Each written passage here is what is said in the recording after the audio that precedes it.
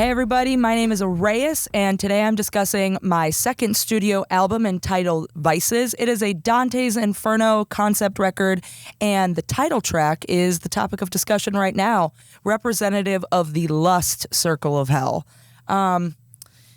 This is kind of the track that... So when I first started writing the record, I didn't originally have the Dante's Inferno concept in mind. It was actually like my best friend. I was on the phone with him one night, and I was like on vacation. I was literally at like my grandma's in Florida, and I was just bored because they're old and go to bed early.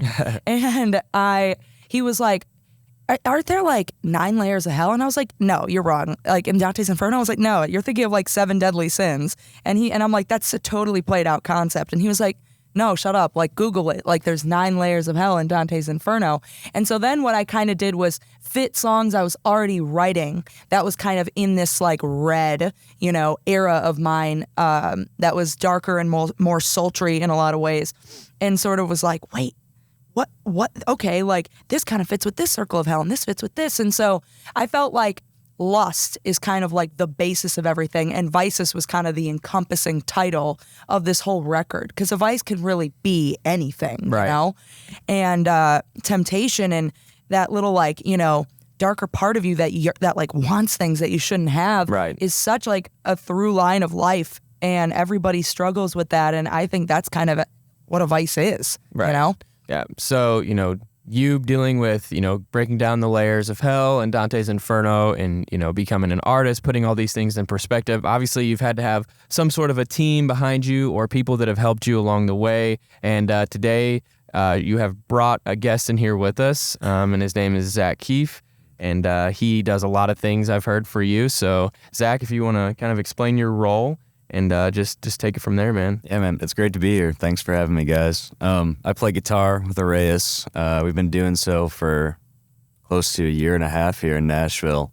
And seeing the way that these songs have evolved from our first show at Puckett's and Leaper's Fork, and now hearing the final mixes for the album is just kind of crazy. So, yeah. It's really cool because, like, literally just the other day we were just in the car just listening to the mixes, and we kind of had this whole like bonding experience moment of like, wow, look how far we've come. The cool thing about Zac is that we actually went to high school together, so wow, we came from the same hometown. Where is that actually? Where's the hometown? Lockport, Illinois. Okay. Our houses are actually 2.5 minutes from one another. That's crazy. Yeah. And we never talked like in college. He was a couple of years older than me, and he played upright bass in the Wind Symphony, and I played piano. Nice. So I actually have been playing piano for a long time. Nice. And we'll get to more of that in a second about the piano, but you keep going. Absolutely. Yeah. Oh, no. I think we should get to the piano right now. I think that's a kind of, like you said, go ahead. Yeah. Basis. Well, basically, you're on the discussion of, you playing piano. And one thing I've noticed listening to, your previous release stuff, and then I've got the luxury of listening to your unreleased, album here. And one thing that I've noticed is piano is the main driver in a lot of your songs. And is the piano like your main instrument of choice when you're coming up with melodies or writing new lyrics for songs, or when you're with people like Zac in sessions and you guys are trying to come up with different things or practicing for shows? Like what does the piano mean to you, and what has it done for you as an artist? Yeah. I think the piano lends itself to very different melodies than guitar. And it absolutely is. I've been playing the piano since I was like 4 or 5. So I was very little, and like my parents forced me and said, you will do this. You cannot quit until you're 18. Too bad. And I said, no. And then I ended up liking it, and here I am, Yeah. But now it's everything to me. And I think that a lot of the theatricality in this record comes from those melodies that start on piano, how epic and grandiose it is. And sometimes how I like struggle to not write something dark and moody is kind of piano. Like I don't have the folkiness and the, the like strum patterns and the rhythmicness that I think that the guitar kind of brings. Like everything that I write, I feel like you can kind of tell it's like a piano melody. Yeah, that's awesome. But anyways, yeah, I think, I don't know what I'm saying. Go ahead. No, you're good. I was gonna ask Zac, so I know ARREIS was telling me some different things about what you can do and what you've done.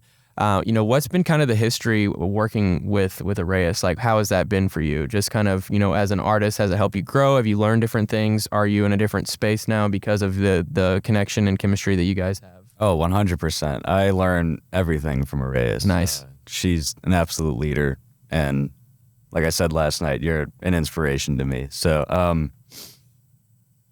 yeah, I mean, she'll often come to me with a song that she just has written on piano, and then it's kind of up to me to figure out how the guitar parts are going to sound, or if we are doing something more in the production mindset, like what sound selection we're going to use, right, and how we're going to achieve the vibe that she's going for, which I think, obviously you went to Caleb with all of those songs, and a lot of them just on piano, and he turned them into beautiful masterpieces. So I think that your songs have vibes built into them that it's just a matter of extracting the content. And it's really cool because I think Zac does like a super good job of bringing it into the live show. Right. Like now we're trying to adapt all of our like tracks and stems into like programming it into like the computer for the live experience so we can play with more of a close sound to what the record is going to be. But even before that, like the creativity that he has too, and like at the end of Vices, like on the final, like I was blind but now I see, like there's a dropout and then there's a hit, and all of those things, all those arrangement ideas kind of come from Zac too. Nice. So like that's sort of the benefit of having multiple like musicians that know you so well and know what the vibe is supposed to achieve, like on the project and on the record, and like they really care about it. Like right. He's definitely a musician that is targeted towards the benefit of the art, Right, and I feel like every artist should have that, niche group of people that work well with them, I mean, there's benefits of bouncing around and getting ideas from different people, but ultimately, like, everybody wants to have, like, that group, so it's cool to see that, Zac is one of those guys for you. Absolutely, yeah. Absolutely. Awesome. One other thing I wanted to get in with the song being Vices. I know we've talked about, people that played a part in, the arrangement of it, how you use piano to, build this song up, different things like that. But an interesting thing, that stuck out to me is actually the word Vices. And I know that everybody on earth has their own. And I just wanted to know if you'd be, open or vulnerable enough to, let us know what are some of the vices you have, or if you had vices and overcame them, like how you were able to do that, or if there's still things that you struggle with that, you're working on daily. Yeah. So this is obviously the whole point of the album. The whole point of the album is to be honest. Right. It is to be open regardless of what religious background you come from, any preconceived notion that you have to act a certain way or be a certain way. And I never want anyone to have the illusion that I am better, I am superior, or that I am without fault. I am absolutely a fallen human being that is bound to have vices and mess up regardless of my belief system. And so I think, like, honestly, let's just dive into it. I think whiskey is delicious. Me too. Right? Yeah, exactly. I think I don't think there's anything wrong with that. I am a singer and I still hit a vape, and I don't advocate for it necessarily, but I'm just here to be, again, extremely honest with who I am, because I don't want anyone like thinking that I'm a hypocrite or like trying to present myself as better than I actually am. Right. And that kiwi strawberry elf bar is going to the death of me. Yeah. And just toss it out the window. One of these days, no, I need to run over it with my car, but it's kind of one of those things that everyone in the friend group has to sort of like do it at once. So that there's no like, hey, can I hit that? You know, like when we're hanging out, like, because I will be the worst. You got to start tallying rips. Like, hey, you've had like 6 already. You've had 6 today. I know. We need to get a little whiteboard at like my house and just be like, rips had today. Yeah, I feel like nicotine is the death of our culture. There's those little fruity things. I know, because you don't even realize anymore. Like, I was on the mint ones, and now there was like, give me a headache, I can't do it. And now it's like, just some like sugar fruit. They've got like strawberry banana. Like guava berry extra flavor, Right, orange limeade freeze. Like who even knows what I'm having right now? And I know it's terrible for me, but A couple of things. The second thing that I would like to kind of get into outside of like specific substance vices Right. itself, Just like, yeah, I get what you're saying. I mentioned the motif of people being my greatest vice ultimately. And I think that's something that is very much so portrayed throughout the record. I don't necessarily talk about it in this song. This song is very much so in a competition with God or in a competition with the rest of the world and just very like rebellious, you know? But with this song, like, a vice wouldn't be a vice if it wasn't intriguing, if it wasn't attractive and gorgeous. And to me, I think like liking to hit a vape sometimes and drink whiskey, like aside, I think that my biggest vice and the biggest thing that has always pulled me in and led me to dark and bad circumstances have always been people, whether it be a significant other or even a parent or a group of people like, you know, in an institution or a church or a group of friends. I have always made my worst decisions because I've been more addicted to the person than I have actually been to a thing, you know? Right. And so like with that being said, I kind of want to turn it onto my guests and sort of, if we're all going to be vulnerable here, like what are things that y'all struggle with, you know, in ways? I don't. No, never. Of course not. No, I've been there with you know, the drinking and the smoking, and you know, I kind of didn't quit drinking, but I've been really laying off it since August, and trying to like phase out the nicotine and everything, and yeah, I don't know. I mean, they're vices for sure, but I don't judge anybody who does them, and I don't know.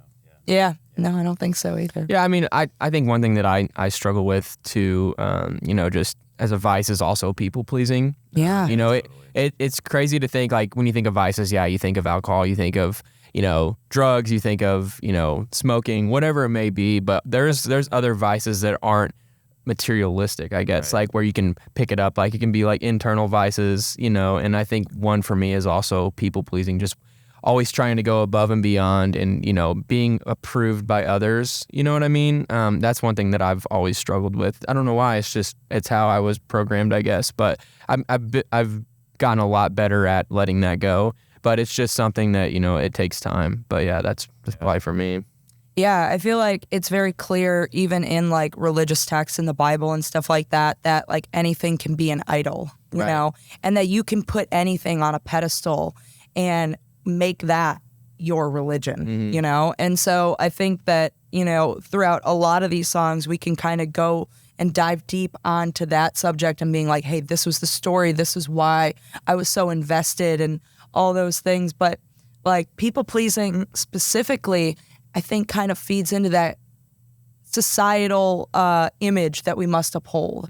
You know, if you don't act a certain way, if you don't look a certain way, if you're not constantly like perfect, then you're going to be canceled. You're a piece of trash. You're the worst, you know? Right. And I think this album not only challenges traditional culture, but also challenges this modern era, this of casualness and like in a lot of ways, but also this like idea that you are so wrong and horrible if you ever make a mistake. Right. I think that's so absurd. And like ultimately that's not progress. That's never how social justice or anything like that is going to be achieved.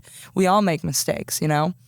So what else you got for us, Brett? Any closing questions or statements? Other than, you know, just since we've been going through these, it's really been eye-opening to see these different titles and how much they actually mean to you, and you know, vices being something that, you know, everybody obviously has. You know, it's just cool to get a perspective from the artist and then obviously your guest as well, and to know that there's going to be a listener on the other end who's also going to feel that way, and hopefully it speaks to them to be able to, you know, understand their vices or what they struggle with, or you know, the best way they can let go of it. And that's, you know, it's kind of where I'm at. Yeah, I like to ask Zac like one more question, like, since this is the title track, since this is the thing, what about overall on the album, production-wise, has stood out the most to you? And then what has the album meant to you personally? Yeah, I mean, it's, in a lot of ways, it's meant everything to me. I mean, these are the songs that we were playing when I first moved here to Nashville. And now to hear them in their full form it's very surreal. Specifically with this track, I mean, the production on it does the message and the performance of the song such justice. Like we were talking about when we were listening to the final mixes, it's so packed with energy that it really hits home the point of what you're trying to say. Yeah, there's just a lot of texture and just grandioseness and this whole entire thing, an epic dark pop saga, if you will. And that's what you're known for. So. And that is what I'm known for. Yeah. Ray is here with the drama. Anyways, thank you so much for coming in today and for talking about this with me. Vices, on the second studio album of mine, Vices, is streaming everywhere and can be found wherever you find music.